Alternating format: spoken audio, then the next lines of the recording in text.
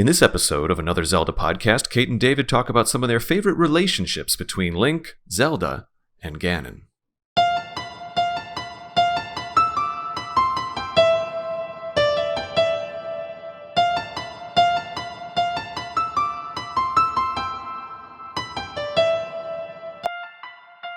Hello and welcome to another episode of another Zelda podcast. My name is Kate May and I am here as always with my co-host David Geisler. Hey. How you doing, David? Hi, Kate. Hello. So happy to be back. Yes, indeed. Welcome to Sunday at my house. I know, another Sunday episode. Yep. So we today are going to be discussing the topic of the relationships that Link and Zelda and Ganon or Ganondorf have with each other in the game. So the Triforce of folks, main folks in the Legend of Zelda series. Yeah. How they're different, how they're similar, what we think about that. Maybe we prefer, we kind of connect to one version more than another, stuff like that. But before we get into that, I think we have a couple reviews. Yeah, we did a bunch of listener talk feedback about. last episode, so we'll just do 2 reviews today. Yep. Keep it quick. Cool. By the way, I do want to say that this topic was actually kind of brainstormed in our AZP blogs chat that we had running. Nice. So yeah, that's right. I Sometimes, did see that. sometimes I'll reach out to Discord and say, hey, we're looking for a topic. We have a filler topic. And this particular one, I was asking our writers for the blog. Yeah, they had a lot of good They ideas. had a lot of great ideas. I think Celeste kind of mentioned something about, maybe the Triforce relationships, and everybody else jumped onto that. And then we didn't really know what to call it, so we're just calling it Favorite Triforces. I think it's a little bit of an ambiguous title, but we'll get into it. Yeah, cool. All right, cool. So real quick, we have 2... 3. We'll do 3. Okay. 3 iTunes reviews real One quick made that I you want to laugh, talk about. I guess. Yeah, one's kind of funny. I mean, it's almost more of a comment. But anyway, iTunes reviews always help us in the iTunes store. They help us pop up more and more in the searches. And right now, we're getting a lot of them, and I'm so grateful. It's really, really a special treat. So this one here is from Marvel Mayhem 88, back in July 30th. The title is Great Podcast and one of the best Zelda podcasts out there, I'm sure. Gotcha. I'm kind of reading this one for Context clues. No. So let's see here. The review says, I listened to the podcast on a 14-hour trip. While I listened to other podcasts about random stuff, I enjoyed this one the most. Wow. And I just started listening to the older episodes. And when I was in Season 1, Episode 3, I thought of the Arrow Lady in Breath of the Wild over in Kokiri Village. I probably didn't spell that right. Thank you for making such a great podcast. So the Arrow Lady in Breath of the Wild might have a crush on Link, the Arrow Lady. I guess. Oh, I'm trying to remember. Well, she's kind of a side quest in that she asks him to use the fire arrows to light the torches around the statue. Oh, yeah. I do remember that now. Yeah, because she's kind of like giggly and shy with him, isn't she, from what I remember? Well, there's another individual, I think in Kokiri, maybe Hatno, but I think Kokiri where... You mean Kakariko? Oh, I'm sorry, yeah. Whoa. Yeah, right. We were talking so much about... 2 episodes ago, we were talking so much about Ocarina that I'm kind of like in that phase. We would have gotten some feedback for that one. That's what this next one is. The Arrow Lady. Yeah, she's kind of, there's a little bit of like, oh, you did that. You did so well. Oh, I'm so taken. You're so good with arrows. Maybe you remember that. It's one of those things, a lot of people do it very early on in the game. Mm-hmm. But yes, because that was episode 3, season 1, episode 3 was our Link's Loves episode. Gotcha. And it was an episode wherein we discussed all the different characters that seemingly have a thing for Link. Yeah. Indeed. Cool. All right, so here's another one over on August 1st. Just excellent with many exclamation points. Ooh. Thank you so much.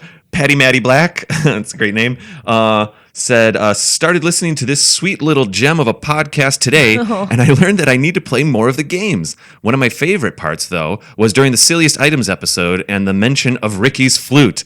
I totally forgot about that, and as a kid, it was my favorite thing about the game. This podcast is great for anyone wanting to know more about Zelda. Keep up the great work. 5 exclamation points. Yay. Patty Matty Black, thank you so much. That's so kind. Yeah, Ricky's Thank flute. you. Remember this? I do remember talking about it. I still haven't seen it. I know. or I can't wait anything, for us to but- do the Oracle reviews. Yeah. I still can't decide if it's season or ages first, but I think I'm going to let you pick. But anyway, Okay. yeah, Ricky's flute. Pardon me. So great. And then the little quick one here that just happened the other day, August 5th. Dave, please. I saw this one. By Bob356738855. I love this podcast, but I seriously get so triggered every time you refer to Clocktown as Termania. The town is Clocktown. The universe is Termania. Termania sounds like the name of some weird festival. My mental health is in danger. Oh man, that's funny, Bob. 356738855. I often accidentally refer to Clocktown as Termania. I think he was saying that it was Termina. I think because I Was there a remember little reading spelling in that there? one. Yeah, and I think Termania. that he'll get triggered again if you say it wrong. Termina. As Clocktown is Termania. Oh, so I'm still doing it wrong even in reading this. Termina. I think it is Termina. Yeah. And also I say Hatno instead of Hateno for Hatno You Village. know, that I don't know if that's a big thing because you're not Termina. adding a letter or anything like that or deleting a letter. Oh, that is what I'm reading this a little bit further now. Bob is saying I keep saying Termania instead of Termina. See, Bob, Yes, I was indeed. looking out for you because I was like, ooh, Bob might get mad again that Dave is calling it the same in the thing. review. I was like, ha ha ha ha ha. I thought he was talking about how I refer to Clocktown as Termina. But I think one of the things is Termina, the universe Termina, isn't particularly large in Majora's Mask. And so sometimes I do accidentally also consider Clocktown to be just kind of that whole. The whole thing feels like one. Right. Honestly, if I may, it feels like one big city with a park around it. It doesn't really feel like a universe, if I may. Right. Yep. I remember that from Kate. the little that I've played. Indeed. Yes. Oh, I have decided. By the way, we had. Oh no, we talked about that last week. Anyway, let's go for it. All right. So, yeah, this was an interesting thing to think about how the relationship that Link and Zelda and Ganon all have with each other are different from game to game to game, usually. Something has been tweaked, like some part of this is different. Either Link and Zelda do or do not know each other, or Zelda and Ganon do or do not know of each other, or, I mean, Ganon might not even be Ganon or be involved in the beginning of Right. it. So yeah, I don't know if we want to go through like every single game or just kind of talk about certain ones, but Well, I was thinking, what if we at least? So we're speaking about the different Triforces. I know Yeah. we're calling it favorite Triforces, which is usually a favorites episode. We kind of just bounce around wherever we want.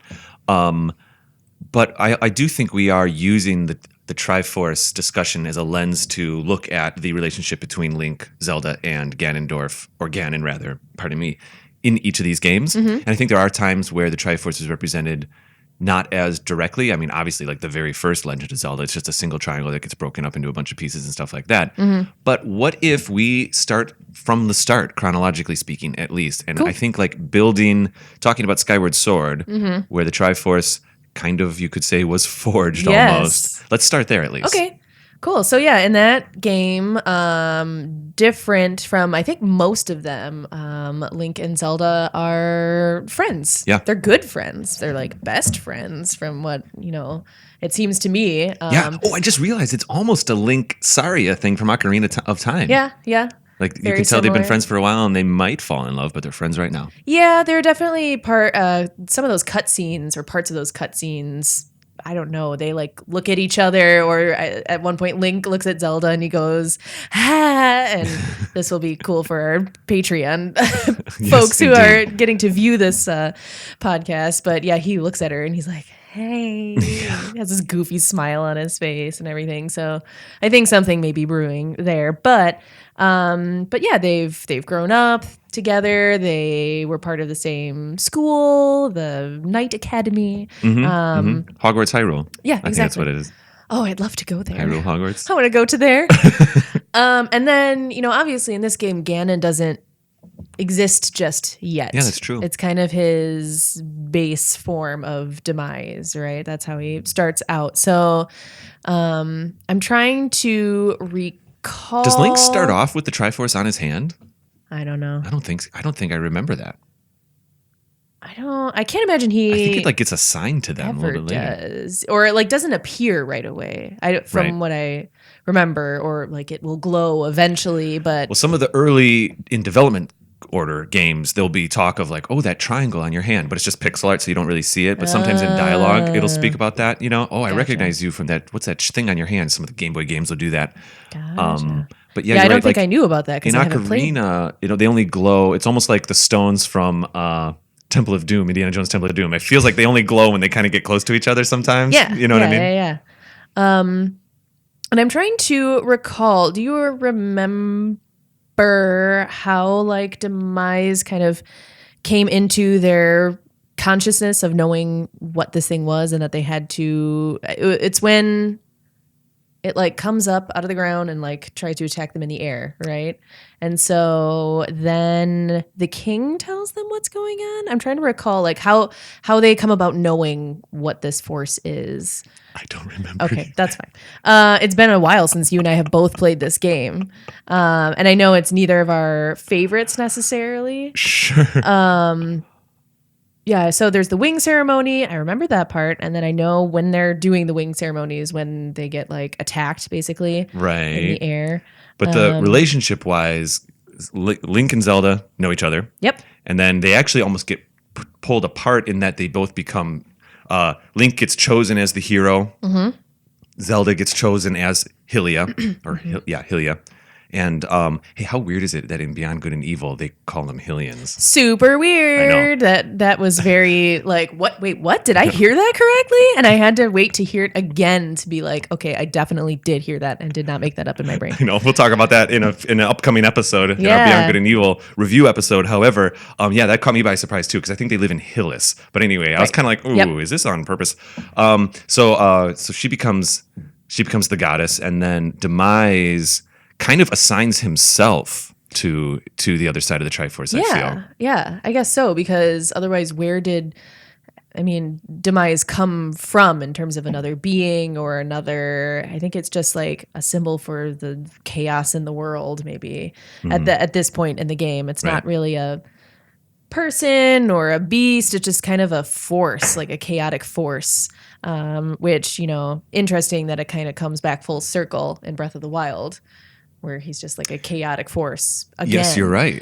Yeah, you're right. Interesting. So between this one, and I know I'm skipping around and we can obviously go back, but between this one and like Minish Cap, when I was just thinking about Zelda and Link are friends, like do you kind of connect more to that, or do you kind of like when they're total strangers and Link is just like random kid? So, I will confess that when they're friends first, I get a little less excited. It's like, okay, cool. And I'm not saying it's a bad way to tell the story, but I do like, I like it when Zelda is strong. Mm-hmm. Like, I like it, like she at least evokes strength in like Twilight Princess and stuff like that. Mm-hmm. I remember really getting having her slightly elevated. She's almost a queen in Twilight Princess. You know what I mean? Like, we still call her, well, I don't know if they call her Princess Zelda. Did they just call her Zelda? No, Princess Zelda. Anyway,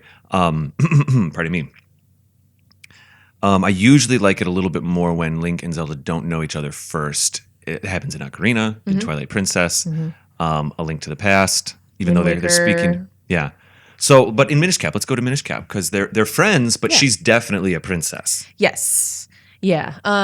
So that is it always struck me as interesting, the beginning of this game, because she's basically like, let's go to the festival. Let's go to the festival. I love the festival. Isn't this festival fun? Let's go to the festival. And he's just like, okay. Like I don't know if he's like her guardian or anything in Minish Cap. I think they're just friends, and her dad allows her to leave the castle with a boy. I don't think he's her attendant or anything like that. From what I remember, he's just like a fellow kid, because they look like, kids in this game. So I don't know, just a childhood friend, I suppose. And then obviously the king trusts him enough to, I don't think, is the king frozen too, or is it just? Yeah, he gets frozen pretty much right off the bat. Okay, so at that point, I guess it's the attendants of the castle that are like, "Oh, Link, you're here. You do it." Well, it's that only a child can see the Picori, and I think it's almost the Picori that enlist him. Oh yeah. So that's yet another element. So it's almost, I don't know, a Triforce plus another group almost, so to speak, in Minish Cap. I suppose. I don't think that I never viewed the Picori as being directly linked to the Triforce. No, but they're like a supporting player almost. Whatever happened to them? I don't know. I have another question similar to that for another game that we're going to discuss. But yeah, I don't know why. I mean, are they? No, because I'm thinking of like the little leaf folk in Breath of the Wild, but those that's the kids. are the kids. So yeah, where did they probably evolved into Gorons? Oh, sure. That makes the most sense. Yes. Mm-hmm. Absolutely. And then, yeah, we don't really have Ganon in that one. We have Vati. Right. Yeah, there's that weird Vati thread. Yeah. Ganon, I think, appears... Doesn't he appear at the end of Minish Cap if you do some special things? I don't think I've ever seen Ganon, though. Oh, is that...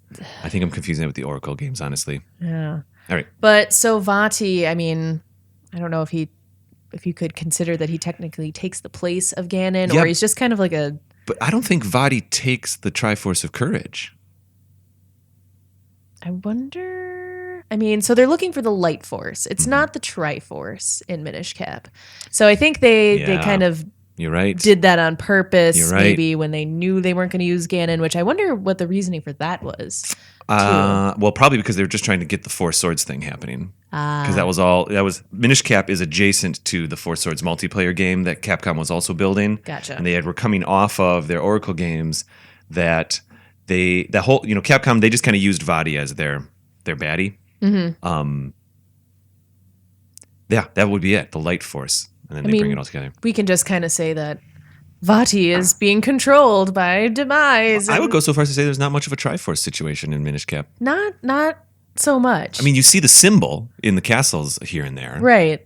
So that's interesting, where it's part of the game, but not really part of the game. And I think maybe that's a reason why the games that don't have Ganon in them feel a little less to me. Yeah, I agree. Like, as much as I loved Minish Cap, which I really did, I don't know, it just feels different in a way. It's like I'd like to have my three main characters in some kind of way. And even when it's Twilight Princess or Skyward Sword, where there's like another bad being in addition to Ganon, it always feels a little like, I don't know, odd. Like, I kind of wish they'd go straight to Ganon, but I can also understand why he's like, I'm too busy for this right now. I have done this so many times. I need to control another being for, the time being and promise them lovely things that they'll get if they are able to vanquish the hero and everything. But I like Wing. I always deduced that the reason we would have other baddies show up in the different Zelda games is because the people creating the games just want to do something a little different in that that's their opportunity to switch it up. Like Link always kind of has to be Link. Fine, he kind of comes from different ilks or different ways, but he's usually kind of pretty sterile in that he's going to be the view for the player. Right. Zelda, they'll switch her around a little bit more, and then Ganon they switch around drastically. In terms of what kind of form he takes. Yeah. Right? I mean, he could be a force, he could be an animal, he could be a man, he could just be something referred to. Yep. So yeah, he definitely changes the most. And that is something that makes me very excited for future games. Like for example, in Twilight Princess, pardon me, I got distracted there for a minute. Having oh my gosh, I almost just called him Vati. Who's the guy in Twilight Princess?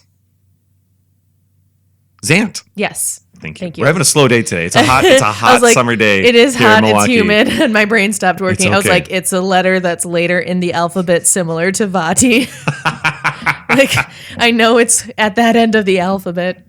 So Zant, they probably just needed the theme of the Twilight. They needed someone to come from Twilight. It couldn't just be Ganon went to Twilight, and guess what? Now he's Twilight Ganon. I mean, They do that a little bit with like Yiga Ganon and stuff like that in A Link Between Worlds. But that one, I kind of get it. And actually, I remember when Ganon finally, when I first played Twilight Princess and Zant showed up, I was like, "Ooh, cool new thing! What's the cool new thing?" And then when Ganondorf did show up, though, I was kind of pleased actually. It'd be weird if he weren't there. Like I said, Minish Cap. He's not there, and it's like, where'd you go, buddy? Like, what are you doing all this time? I wonder if Capcom was kind of just trying to make their own lore a little bit. Sure. Yeah. Anyways, so what, let's stay to Triforce stuff. Yeah. What would be the next game then? I mean, the first time in my opinion, the Triforce. If we're talking about the Triforce, like I said, it's odd in the very first Legend of Zelda and even A Link to the Past, it's kind of expressed in different ways. But in my opinion, the first time it's really emphasized as a Triforce where 3 people have power with glowing things, it's of course Ocarina. Sure. Yes. So this one, Link is just kind of, he's a special kid. He doesn't have a fairy in the land that he grows up in where all the little kids have fairies. So there's obviously something different about him.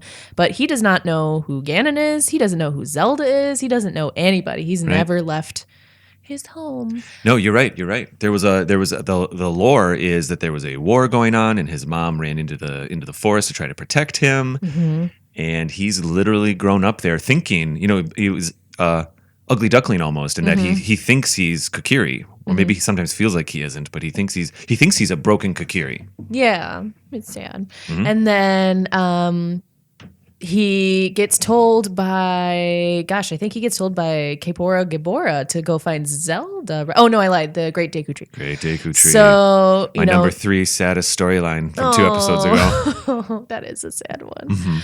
I don't like that he speaks and his sentence trails off and then he shrivels up. It makes me and so the music sad. stops and everything. We talked about it anyway. I know. So the Great Deku Tree knows what's going on, obviously knows that he has to connect these 2 parts at the very least. And so, then Link meets Zelda for his first time in this game.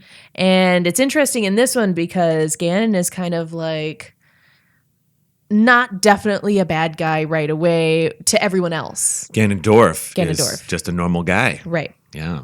So he works with the king in some capacity, or is at least, semi-trusted by the king. I just realized something. Allegiance to the king. Oh my gosh, I just realized something, Kate. I think that in the beginning of Ocarina, Ganondorf's relationship to the king is not much different than King Zora's or Darunia's from, but he's just representing the Gerudo. Gerudo, yeah. And maybe he's getting his, slimy little fingers into the castle a little bit more, but that he's technically the king of the Gerudo. Yeah. So just, fellow guy in charge for his own region. And I mean, it feels like he's doing a little bit of a Jafar thing where he's like kind of steering from behind. And I mean, even the color scheme is all the same. It's like the red and the black and interesting. That clearly means an evil person when they are dressed in red and black, obviously. So we could deduce that Ganon, is we'll just say installed into Ganondorf, the character, from the beginning there, and then Ganondorf. I wonder if Ganondorf knows what's up. But we talked about that a little bit in our Ganon episode back in season 1. I don't want to get too sidetracked. But yeah. So we have 3, in Ocarina of Time, we have 3 characters that don't know each other. Well, in the beginning, Zelda and Ganondorf. They absolutely do. I just know each other. I just realized that. Yeah. So that's interesting. That she's like, I know this guy. I don't necessarily know he's bad, but I had a dream, and I think that the dark clouds symbolize this man. I don't know why she thinks that. They don't really go into like what her reasoning is for that, other than she's like she just has a bad feeling. Yeah, she just has a bad feeling. I think she had a literal dream about it. Right. And so she's like, yep, I think this is the guy that is going to cause the end of the world, and we need to do something about that. And enlists Link's help because she dreamed about him as well, basically. Or he was part of the dream. Oh, yeah, you're right. You're right. Yeah. She's like, oh, the fairy boy from the, That's right. So Zelda's the one that knows the most in Ocarina. She knows everything. Pretty much. She hasn't met Link, but she knows of Link. She knows that someone is going to come to her and that he's going to be significant. Yep. Cool. So, this is getting cool. Yeah. And then we would go to Majora's Mask next. If you want to. Okay. Because like this is one that I don't know too absolutely much about. No Triforce in Majora's Mask. That's an easy one. It makes sense that it follows the trend of just being totally bizarre and different. I don't even know if there's any Triforce symbols. There might be, I think in the remake, there's some Triforces on the owls that they installed that used. There's some extra save points. I'm just going off memory right now because I have been tinkering around with Majora's Mask 3D. But there's really not much talk of a Triforce in Termina. All right, Bob. Are you okay? It was Bob, right? Yeah. I think. Yeah, 3, 5, 6, 8, 6, 7, 6, 5, 2, 3. Yep. Cool. Yeah, so let's move on. Let's go to Let's see. I mean, well, I don't know. I love sticking with Ganon here. I love sticking with Ganondorf, and I would be inclined to go to Twilight Princess. Okay. So, this is I don't know if this is the weirdest way that Link ends up meeting Zelda. Maybe. It's the most... Kind of out there. Well, yeah. It's it's interesting because it's the most regal. She is the most regal. Mm-hmm. It feels like he's never met her before. No. And she's really high status, but they also meet almost behind the scenes. He's, he goes on the rooftops and finds her, and she talks to him. Like the horrible things have already happened. Yeah. He doesn't meet her by going into a main chamber, and it's a glorious hall, and there she is telling him about some quest. A little bit like Ocarina, even though Ocarina is still a little bit behind the scenes too, in that they're in the garden. Mm-hmm. But things have already gone poorly in Twilight Princess when they meet. Everything is bad, and it's almost that the only way he meets Zelda is because Midna wants to use him to work this all out for her. Mm-hmm. So who knows if Link would have ever met Zelda otherwise? It's kind of interesting Midna's to think almost about. Using Zelda too. She's just trying the whole thing. It's not until Zelda saves her and then a little change of heart. But right. So this is another one where Zelda knows who Ganondorf is. She's aware of who he is, what happened to him. She knows that he is at least partially behind what is going on. I don't know if she does. You don't think so? I don't know. I always interpret it as that she's just dealing with Zant. She's dealing with Zant, and because I do believe that's not the same Zelda from Ocarina. That's a different Zelda. It's 100 years later a thing. Mm-hmm. So a couple generations have happened, and this is just this Twilight thing is the matter at hand. It's not until the second act where then we pull back to Ocarina. We now know, and Ganondorf comes out. She at least knows who he is. I mean, because he's part of the history of what happened. He's been banished, and they tried to execute him. You're right. She would know. It's not in a game, but it's in between the games that young Link warns young Zelda in Ocarina about Ganondorf. They deal with the Gerudo King, who's not really anything more than that at that time. Yeah. They banish him, and it doesn't work out quite right, though. If she were to read the history books, she would know of that experience. Yeah, but she doesn't have a memory of it because it's not the same Zelda. Oh, I see what you're saying. Of the event. Gotcha. But she could be knowledgeable of it, yeah. And then again, Link is just kind of random farmish kind of village boy. Mm-hmm. I believe that he was going to, they were making something for the royal family, right? The sword. Yeah, they're going to deliver a sword. I think the storyline was that all the different villages were bringing things for a certain event or something. Yeah, so he at least knows that Zelda exists. Yeah, I think. Yeah, just has never met her before, and then he meets her as a wolf, which is very bizarre. Right. They don't meet as humans till about that midpoint, don't they? Yeah. Mm-hmm. Yeah, so that's why I think it's maybe the weirdest meeting of the two, because he is a wolf and there is a Twilight being little imp there as well, and like you said, everything is already gone to hell, and it's dark and gloomy and scary, and I don't know. I'm sure it's one of the reasons why I love Twilight Princess so much is that it is so different, and that's really a compelling way to really get the story going. I mean, it's not how the story started. Wasn't that interesting? It's almost no, it's not exactly action on the top, because there's all that time in Ordon Village. Right. There's a lot of time in Ordon Village. Okay. For a minute I was going to say wait a second, but that's action on the top, but that's not it. But when the plot gets going, I think it's a really cool way of doing that. And so then the real Triforce kind of comes to be halfway through that game when Ganondorf has the glowing thing and all the rest, and then it becomes more of a traditional Zelda game, even though you're still ironically going to the Temple of Twilight and all these other things. Yep. But, and then you also have Midna, who's, I don't know, Picori-ish, in that she's an important part of the story, but not necessarily a member, not a member of that she's Triforce. From a different dimension. I'm sorry, I'm starting to interrupt you a lot. I apologize. How dare you? She's from another dimension, maybe not like the Picori, but adjacent narratively. Yeah. But I firmly believe she has nothing to do with the Triforce. Yeah. Just another being that ends up being involved in the story. It's true. Kate, why don't we go to break? Why don't we? I was going to suggest that since I'm hosting this one, but fine. That's fine. You can suggest it. And I accept your suggestion. Well, it sounds like such a great idea. Okay, let's go to break. Sounds good. I'll see you in a bit. Okay, bye.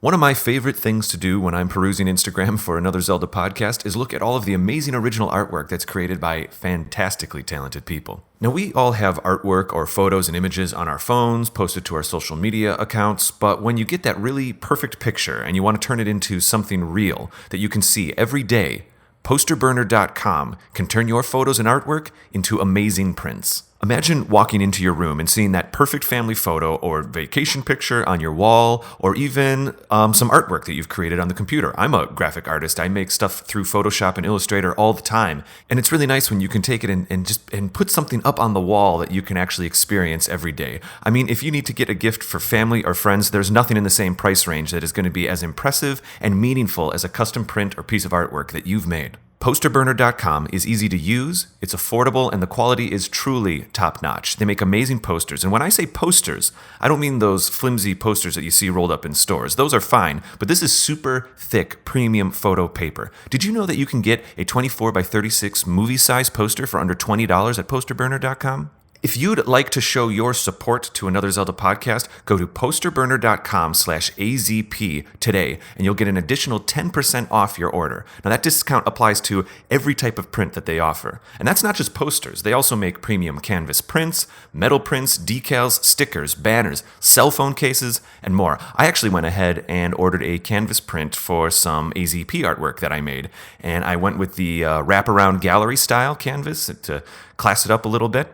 Again, you can go to posterburner.com/AZP today, and you'll get an additional 10% off your order. That discount applies to every type of print they offer. Again, that's posterburner.com/AZP.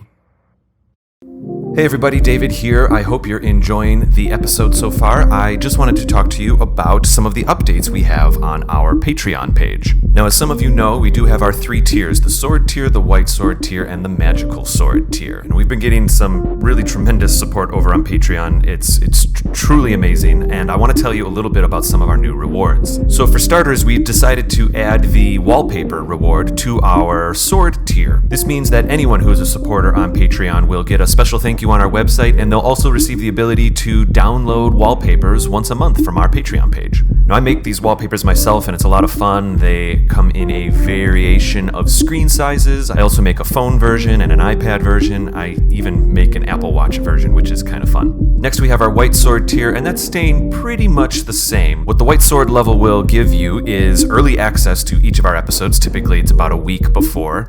Also, advertisement-free versions of those episodes, and I record a little Patreon-specific intro before each one, just a touch of behind the scenes before we get into the episodes. Also, of course, on the white sword tier, we have our bonus content, which we release just little mini episodes every 3 or 4 normal episodes. We put a little mini episode in there. That will also be available on the private RSS link that you'll receive by becoming a white sword member. And lastly, this is the big one. Our magical sword tier, Kate and I have decided to bring a camera with us into the studio, you could say, every single episode going forward after episode 17 of season 2. So we just kind of set this camera up and we say a little quick intro to our magical sword patrons, and we let them be there with us, so to speak, while we record the episode. I'm really excited about this because I've been wanting to give our magical sword supporters something really special, and I think this is a great way to do it. Okay, so that's it. You can go to patreon.com/Another Zelda podcast. You can also find links on our website to our Patreon page. We're so grateful for the support we've received already, and if you are interested in any of these rewards at all, please go check us out.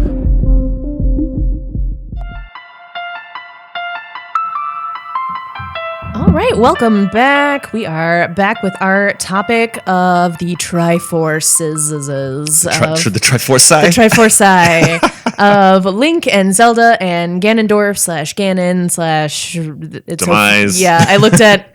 It's so funny. I looked at his Wikipedia not long ago, and he has Ganon, aka Ganondorf, aka where are all the... Are you there now? AKA King of Evil, AKA Great Thief, AKA King of Darkness, Seriously? AKA The Beast, AKA Dark Lord, AKA Scourge of Hyrule Castle. Scourge. AKA, this is my favorite, Hatred and Malice Incarnate. That's really on there? Can I look? Yeah, it's all his titles over there. There's oh my God, there's a list. There's a whole list. So. Wow. Demon King. Prince of Darkness, King of Thieves. So maybe that's factually correct in that different citizens of different games will refer to him that way. So maybe it is technically correct. Mm-hmm. It's a wiki. You got to have it all AKAs. in there. And then it's like Link. Oh, okay. AKA. Fairy Boy. Maybe that's about it. Right? Or Forest Boy. No, I think he is called Fairy Boy. Oh, she definitely calls him Fairy Boy. Yeah. Mm-hmm. Okay. So anyway. Cool. So we just got off Twilight Princess. Where do you want to go? Yeah. We can jump around. I don't mind. So I want to go back quickly to Link to the Past because Ganon is mentioned in this game. So he's trapped in the sacred realm, basically, until Link arrives there and then Ganon flies off and blah, blah, blah, blah. So Zelda is the daughter of the king who helped banish Ganon, so she would know who he is. Definitely. But then my question is, how does Zelda know who Link is in Link to the Past? Because he's just... I don't think she does. When they meet, I don't think... Oh, there's a telepathic thing. Exactly. So she calls to him and she's like, Link, help me. And I was reading through all this and like refreshing my brain.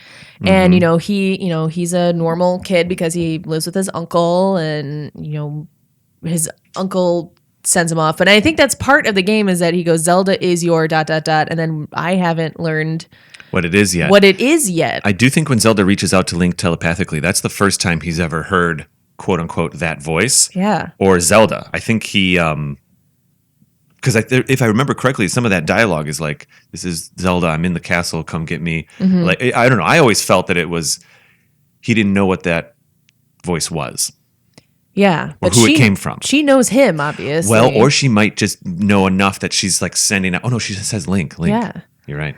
So, I mean, I guess that's something that I will eventually figure out once I finish the game. And I'm sure our listeners are like, duh, it's so obvious if they played the game before and actually completed the game. But that is my current question at the time of this recording is how does she know? So the hero or the hero of courage is usually assigned to a person, sometimes naturally, sometimes spiritually. Sometimes it's earned, almost like a Wind Waker kind of situation, or a little bit of Skyward Sword, perhaps. Even Minish Cap, a little bit of that.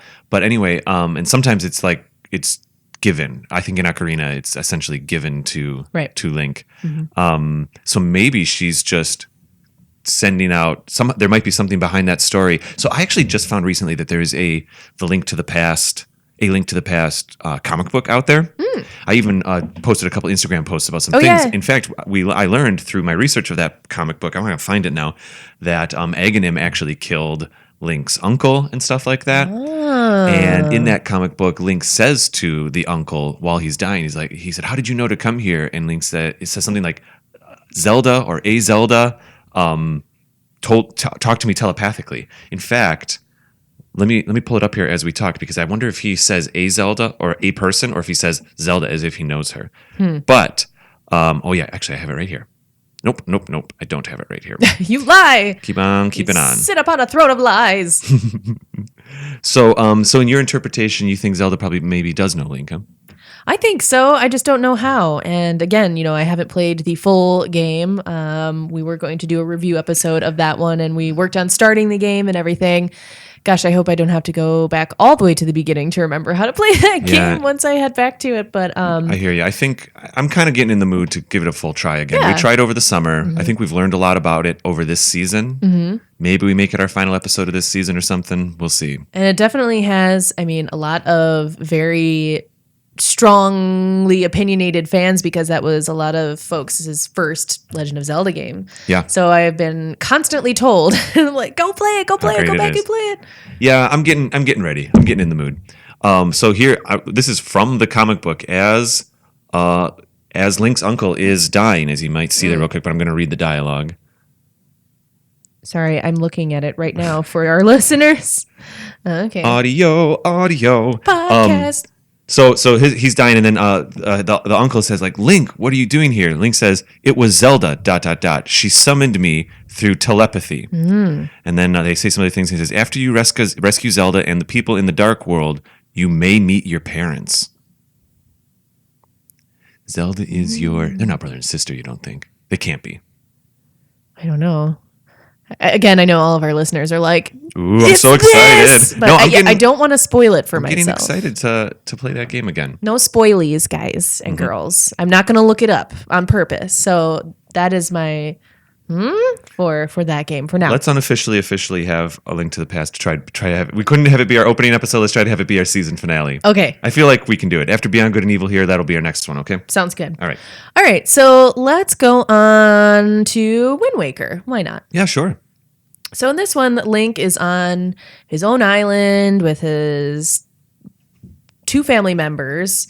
And so one of my questions, I mentioned that I had a question similar to whatever happened to the Picori. Whatever happened to Link's sister? Does he have a sister in any other game? The Phantom Hourglass and Spirit Tracks are direct sequels to Wind Waker. Okay. And Is she in there? I don't recall. His sister's definitely not a main character in any of them. She might pop up in Phantom Hourglass. I don't think so. Because Outset Island doesn't exist in Phantom Hourglass. Phantom Hourglass is a direct sequel, but it's also further along of like the flooding of Hyrule and stuff. So the islands are even smaller. The flooding got higher. They don't use the wind. They actually use steamboats in that game to get around. And Link is okay. Here it is. I know what happened to his sister. She stays in Outset Island. Outset Island canonically still exists in Phantom Hourglass, even though you never go back there in Phantom Hourglass. Because when Phantom Hourglass picks up, Link is with Tetra and the pirates. Right. As from them leaving Wind Waker. Yep. That's literally where Phantom Hourglass picks up. So his sister is still around. She's probably just at home with Grandma. But then, what about after that? I know. Like when they find new Hyrule and Spirit Tracks, go get her. Yeah. And why is there's never any other mention of her? It's odd that all of a sudden Link has a sibling because he's been That very, Link does, yeah. Like the theme is that he's very isolated in a lot of these games at first and then learns how to connect to people and build relationships with people, but it's totally different Wind Waker, and then he has a sister, he has a grandma. They're obviously very close. Yeah. They're together every day. Yeah, it's the opposite in Wind Waker. Yeah. He has a base. I just wonder what the impetus was for that, and if that's going to be something that ever comes up in the future Yeah, again. it's interesting. Like, whatever happened to Arrow? I did read that in Wind Waker, part of the idea was to have Link. So this was early 2000s, and this is also when, like, rude dude attitude was kind of cool in video games. Sassy pants stuff going on in video games was kind of cool. And so there was talk. They weren't trying to make Link cool, but it was just in the culture. This is like the 3D Sonic days. Where, those games aren't great, but you see where I'm going here with the tone. And I do recall reading that they were interested in having Link be he would earn his heroic stature, but he would also be a bit reluctant in the beginning. So that's why he's he's often teased as being lazy in the beginning of many of the games, Skyward Sword, Wind Waker, a few others. But he's definitely like just chill and lazy in the beginning of Wind Waker. And he even is a touch embarrassed when he gets the hero costume. Yeah, he's like, do I really have to put these on right now? Fine. Yeah. And it's not till halfway through the game, or maybe it's like when he starts to set out with Tetra that he kind of comes around. Yeah. And so obviously Zelda is totally different in this one too, in that she is not Zelda at first. So she doesn't even know she's Zelda, I think, right? So she doesn't know she's Zelda. She doesn't know who Link is. She doesn't know who Ganondorf is. She's just a pirate.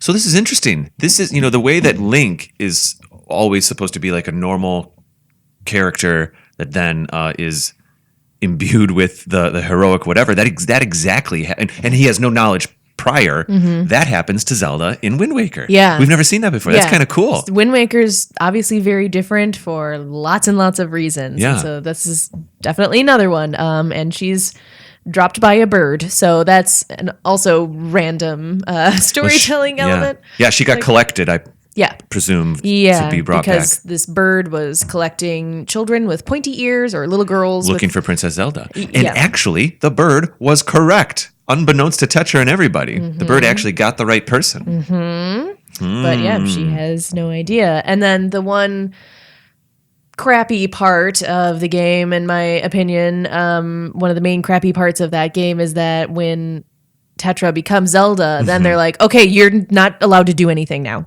Yeah. Go hide I know. forever. Like, I know. and then she's like, okay, bye. Like, no, she's adventurous and she's smart and she's strong and she should be going too. But just because you're a princess, I guess, that means you can't go on adventures anymore. Well, in ways, in Spirit Tracks, she finally gets. And honestly, in the beginning of Phantom Hourglass, she gets stolen by the ghost ship right off the bat. Bye. Yeah. And then Ganondorf is upset that basically he had to live in the Gerudo Desert is his story. Yeah. And then He's just a land developer. Yeah. I mean, a little bit. Poor guy. So obviously then he wants his revenge for growing up in hospitable environment, I guess. But he's aware of his Triforce, I think. I think so too. Yeah. I think so too. And then obviously he's trying to get Zelda, and I suppose he doesn't know anything about the hero. I mean, at first he doesn't. Yeah. I think you're onto something here. When we talk about how the goddesses flooded Hyrule to protect Hyrule, essentially, they did that because there wasn't a Zelda. There was no hero. There wasn't a hero. There wasn't a Link, but there also wasn't a Zelda. We're now figuring out, and that was the best they could do, just flood everything. And so that, but there was. There was Ganon or Ganondorf at least. There was the courage part of no. Yeah. Power. Sorry. There was the power part of the Triforce. Yeah. And they didn't have the balance of the other two. So they had to take action. And this is the best we could think of. Water. Flood it all. Why should we do it? Well, that way we won't have to render it in the game engine. What's a game engine? Don't worry about it. So let's go on to Breath of the Wild. Yeah, that sounds great. This is an interesting one, too, in that it kind of goes from, yep, we all know each other, and then Link, gets injured, and he has his memory loss, and then he doesn't know anyone all of a sudden anymore, and then eventually they know each other again. So it's kind of this, I don't know, yes, no, yes of are we aware of each other? Do we know what's going on? Yeah. Well, it's definitely subscribes to the amnesia trope that so many role-playing games use. Yes. And the reason they do that is so that the character of Link is already imbued with some talent or knowledge or storyline, right. But then also the player can learn things as they go. That device is dramatically overused in a lot of role-playing games, but so be it. So be it. It's here in Breath of the Wild.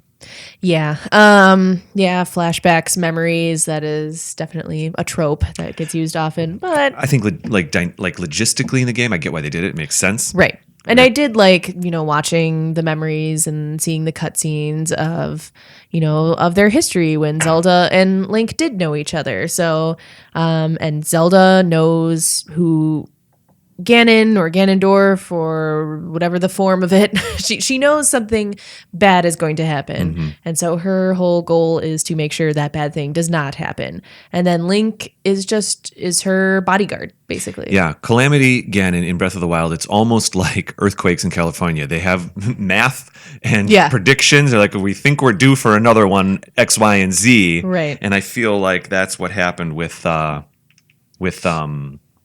sorry, I just got a text. So unprofessional. I apologize. All my little devices blew up just now.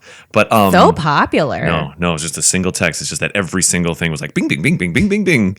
Anyways, so I feel like that's what it is. It's like they know that Calamity could be coming, is coming. I don't think it's 100%, but it's like we know that something's coming. Something's been prophesied. Right. It's the Yellowstone volcano. It's like something bad is going to happen. Yeah. We should prepare for this. And obviously she's having a tough time, as you see in those memories that you eventually collect. She's having a hard time being able to like focus her strength and energy and power into sealing him away or preparing to seal him away.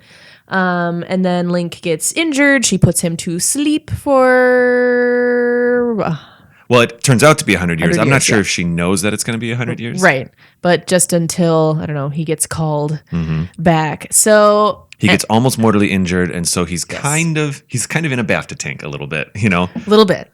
And then please remind me, and I know people are going to be like, how do you not remember this? It's okay. But so we're just fans, not experts. We talk about this on the show all the time. So when Link wakes up and everything, Zelda's speaking to him telepathically. So where is she? So she's just kind of spiritual. Okay. She's spiritually in the castle, in that I believe that her spiritual energy is holding him to the Calamity, castle. Okay. To those into that space. Yeah. That's what I thought, but I just wanted to make sure because you can find her diary and everything, but you never meet her again, like in the present time. Those big spires that are kind of around the castle, I don't think that that's her doing. I think that's his doing, but it's basically that's that little bubble. If she weren't to be hanging on so tight, he would continue to. So they must have. Oh yeah, there is that flashback where she does at least contain him a bit, and then but she has to sacrifice her own physical existence. So what does that mean for Breath of the Wild 2 or whatever it's called? Because the trailers come out and she and Link are together again. They come upon Ganondorf in a physical form. Right. Then, so do you think that's going to be like a prequel to Breath of, I don't. I think it's going to be that I think we're going to learn that Ganondorf has been under the castle as a mummy for thousands of years, all this time. I think there might be a connection where Ganondorf, maybe it's the Yiga clan has mummified him or they're bringing him back or something like that. Yiga might have nothing to do with it, but he definitely has the same, and it might just be the graphics, but Ganondorf has the same look as the Sheikah monks in the shrines. So maybe there's a similar, pick up on this. I'll say technology or magic or way to mummify something. In fact, even when he kind of wakes up, he moves his hand first, just like at the end of the DLC with the monk that you fight at the end of Breath of the Wild. So maybe it's like the Yiga clan using Sheikah. I'll just say technology, but it could be magic or something. And I also think that in Breath of the Wild 2, that hand that's holding him might be holding him down, might be holding him in place. And what's been able to get out has been Calamity. Calamity, Ganon, might be the natural force a la a remote control car of Ganondorf down on the bottom. I don't think Calamity Ganon will give birth to Ganondorf. I think Ganondorf has been trying all this time. Or maybe has just been a mummy and now is imbued with something. Maybe Yiga. Maybe it's that ancient culture in Breath of the Wild that we only see the ruins of all over the place. Maybe they have something to do with it. So I believe that Breath of the Wild 2 is going to be after these events. So then how does Zelda come back? She's there physically at the end of Breath of the Wild. Remember, they walk away. And then that is right. I wasn't sure if I was remembering that as a memory or if I was remembering that as that actually... She physically, when you defeat Ganon the first time, she comes to be again physically. Okay. They talk a little bit, and then Big Beast Ganon attacks, and she's there, and she's the one. Remember, right at the end, she's like, and she implodes him into nothing. Yeah. Instead of an explosion, it's like, and then they start walking around, and then in the DLC, that's when we learn about. Oh no! I'm mistaken. The DLC stuff happens actually like almost before the 100 years. When she has to go to the champions to get them to train on the beasts. So that's probably 120 years ago. Okay. Yeah, I just want to make sure I was remembering those scenes correct. It's so funny with Breath of the Wild, the game, like playing the game and exploring resonates so much more in my brain than the actual end, quote unquote, of the game, because at that point you're like, wait, I'm not done yet. Like, I know. So then you just kind of go back and you forget, like in my case, I kind of forgot that I had technically beaten the game. I know. And it just kind of all combines with the memories into, I don't know, this happened in the past. Okay, well, I'm still, I don't know, I beat Ganon, but not really because the game doesn't work that way. And I agree completely. I'm totally in that spot right now in my master mode playthrough, and I've done the 4 beasts, and I'm kind of just shrine picking right now. And I'm like, I could go to Ganon, but I also know that it doesn't mean anything. Right. You know, right. Like I've done it now already. Maybe it'll be a more difficult battle, but there isn't anything. There's no mystery there. So now I'm just living in the world in master mode. But anyway. Do you think that for any future games we'll ever go back to Link as a stranger to the whole story? You know, now that we've done Breath of the Wild, do you think from now on they might ever go back to Link is just a normal kid, or he doesn't know anyone and he gets introduced to these people? I feel that what's probably going to happen creatively is that with Breath of the Wild 2, they're still hot off this engine, this game mechanic, this engine, this way this game plays. I think they should stick with it. I think it's a great idea. It's a great engine. Probably after that, they might modify the engine like they did with the Ocarina engine to the Wind Waker engine. But I suspect that we'll get a totally new storyline. It might be still a sequel to Breath of the Wild 2, but it's probably going to be one of these, like 5 years from now, we'll get the next Zelda, and it'll be a full new kind of thing. I hope it's not 5 years from now. That's so long. I know. Each major Zelda game averages 4 to 5 years. However, the new president of Nintendo, now that Reggie's gone, the new president of Nintendo of America said that he wants a Zelda game a year, but that includes these things like Cadence of Hyrule and the Link's Awakening remake. Gotcha. So we'll have like Zelda fun every year, but I think it's going to be every 4 or 5 years. Where these big ones. We'll see. Yeah. Or maybe not. Maybe they'll go weird with it and do like a living world thing. I mean, I don't know. They've got the engine now. Yeah. Yeah, I do like Breath of the Wild and what it looks like and how it plays, but I'm always interested to see what else they can come up with, like different styles. Yeah. I hear we'll you. I hear you. Well, then we'll just trust in the past in that Nintendo usually sometimes they will do a direct sequel. Majora's Mask to Ocarina, same graphics, a little bit touched up, same graphics, but they've never done 3 that way. They do like to mix it up with Zelda, so that's probably what'll happen. Well, we will see what the Triforce has in store for the future. Breath of the Wild 3, aliens. Yep. Sure. Something, I don't know, circus animal. Oh wait, no, they already did that kind of thing where there is at least, well, a kangaroo is not necessarily a circus animal, but I mean, they've already gone so weird in other games with characters and stuff. True. So that's true. God only knows. All right. Well, I think that's about all I had for these. Are there any other examples that you can think of or want to talk about? What do you think is the most dramatic representation of that Triforce relationship? I agree with you that I kind of prefer Link not knowing who he is or who these other people are. I think it is, more dramatic, more intriguing, more interesting than, oh yeah, we all know each other and it's fine and we have to defeat one another, blah, blah, blah. There's just something more mysterious about Link just being, and we'll have a future episode that deals with the psychology of Legend of Zelda book that we're both currently reading right now, but it gives the player more of a blank slate to then like project themselves onto Link or like connect with him when he is like isolated and he doesn't know who he is or anything like that. So I think maybe we put ourselves more into the game when he is unfamiliar with the storyline. Yeah, I like Zelda. Again, I like Zelda when she's a little, not mysterious, but when she's a little bit more up there. When in Minish Cap, when she comes and just says, let's go to the festival, I guess it's just not as grand. I don't know. Right. I don't know. But as far as, the classic Ocarina relationship of the 3, that's pretty stead true, or whatever. I don't know what the expression would be. Yeah. But pretty grounded and solid, the 3, and that relationship that they have. Which I guess that relationship continues through. The most dramatic of where the Triforce is really emphasized, it might be Ocarina.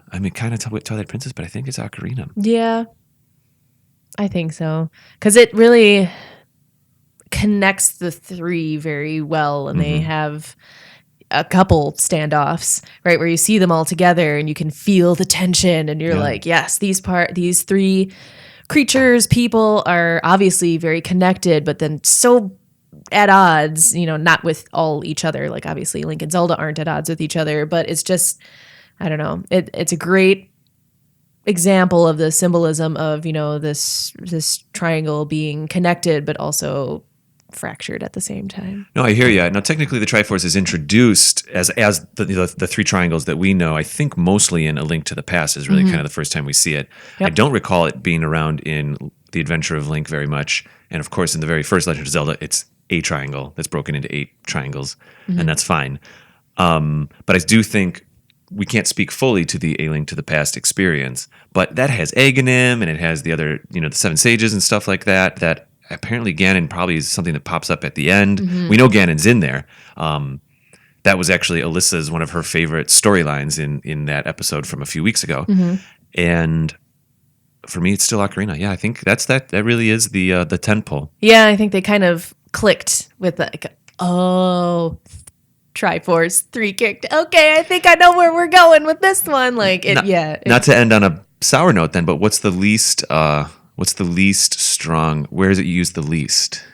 Gosh, Minish Cap maybe, because there's just it's around. or like. Do they talk about it much in Breath of the Wild? Because Ganondorf's not unless he's down below and he's got the Triforce, on his hand. Right.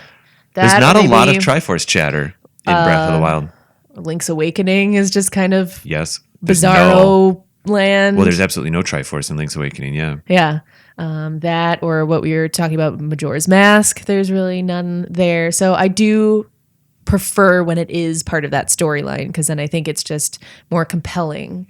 It's a balancing act of you want every game to feel new. You don't want it to feel like they're just retreading the same thing over and over. But they are. And people, I think there are some classic threads that we look forward to. Yeah. Yeah. And I people connect with it. And it's a different enough game every time, especially now with the way technology is moving forward and developing. Like it has the potential to really be different from one game to the next, unless it's like a direct sequel in Breath of the Wild's case. But, after that, I don't know. It could be super interesting to see where that goes. So, have you tried the virtual reality Breath of the Wild thing yet? No. It's a Labo virtual reality headset that you put on, and you put your Switch into it. This is made by Nintendo. Yeah. And you can play. There's a firmware update for Breath of the Wild on Switch, and you can play it in 3D as VR. And you're basically the camera going around Link, and you see it in 3D. I really want to try it. I didn't even know about that. If I come across that Labo kit, maybe I'll pick it up. It's not particularly expensive, but I don't have a Switch yet. But I think I have to be getting a Switch soon because we have so many games to play. I know. Oh gosh, yeah. The Link's Awakening remake comes out as we're recording this, like a month from now, or pretty soon. So. Have to get on that. I'm excited. I think the Link's Awakening remake will be the thing that'll push me over to be like, okay, I'll pick up a Switch. It's time. I do think I'm going to stick with the classic Switch, not the Switch Lite, by the way. Yeah. Switch Lite's cool, but it's basically just their whatever, so when a company makes products, they try to make them in certain price tiers and certain quality tiers. And where the 3DS XL was, which was about $200, and it was something you could buy for your kid, but it wasn't like a 2DS, which was only $70. Right. The Switch Lite is going to fill that bracket, basically. Gotcha. And I think that makes sense. I like my Switch, and Well, here's the thing: like, if you're going to get a Switch for your niece or your nephew, and you're going to spend $200 on a thing that can get thrown down the stairs and not break, or spend $500 on a thing that has a bunch of different pieces that pop off, I get it. Right. But I'm kind of excited to play on the TV. Yeah. Anyways, and there's a new Switch that just came out. A new normal Switch. Secretly, a new normal Switch that has a higher processor and more battery life and stuff like that. What? Stop doing that after I get the old one. Like You've had the old one for a year or two. You're okay. I'm always the person that has like the first iteration, and then it gets like way better after that. But I'm always too excited to like not get it. So. Yeah, Nintendo's staying quiet about it, and it's not a big fix. It's all the same pieces. Just the insides are just updated a little bit because the Switch has been out for a couple of years. Yep. And so if you're ever at a store and you see a full red box, that's the new Switch, and then the white and red one's the old one. Secret. Ooh, fascinating. Now you guys have the inside hot take on that. So, Kate, if people want to chat with me, I was almost giving it to you, and I'll take it. If people want to chat with me about these kinds of things, they can find me on Instagram and Twitter at RaptorPaint. I'm also on Discord at RaptorPaint. And that's it. Okay. I am on Instagram. It's funny because I got a puppy about 7 weeks ago. So she's adorable. She is. So there are a lot of dog pictures on my Instagram, but ironically, my Instagram handle is I only take cat pics because previously I just had a cat. And now, for the sake of this podcast, I don't think I can change my Instagram handle. So people are going to call me out on it. It's fine, but you can find me there, and you can send me messages on there if you want, or just follow me. And then I am on Discord, but you'll want to tag me at CaterTot if you want to make sure that I see your post. Yep. Or question. Cool. Or whatever. People can find information about the show on Instagram and Twitter. By Instagram is Another Zelda Podcast. Twitter is Another Zelda Pod. You can find us on Facebook, YouTube, and Google Play and iTunes, all just by searching Another Zelda Podcast. That's the way to do it. You can go to our website, anotherzeldapodcast.com, where we have show notes for each of our episodes, as well as our blog, which is doing quite well. I'm very proud of it. Yeah, it's very cool. Indeed. I just read one of the posts the other day. The next step is merch. I have a lot of people asking me about merch, to be honest. Ooh, boy. We're gonna try to have our merch situation worked out, like by our next thing we have to go to. But maybe we'll practice selling some things on the website first. But that is like end of season 2 stuff. Gotcha. Please put my face on something. Just kidding. I don't want that at all. I had a job where they wanted to put my face on like a t-shirt. Yeah, like our team or whatever. And I'm like, I'm not going to wear my own face. No one needs my face. Here's my face and my face. Yeah, no one needs my face on anything. I see. That's funny. All right. Crazy. So I think that does it for today. So thank you for listening, fellow Zelda lovers. And Beyond Good and Evil's next. yeah, we're going to review a game that is Zelda-ish. It was so much shorter than I remember. Zelda-esque. But anyway. It is short. Yeah. And we'll get into that more on that episode. So for now, we'll see you next time. Right, Dave? Indeed, Kate. We'll see you. Okay, bye.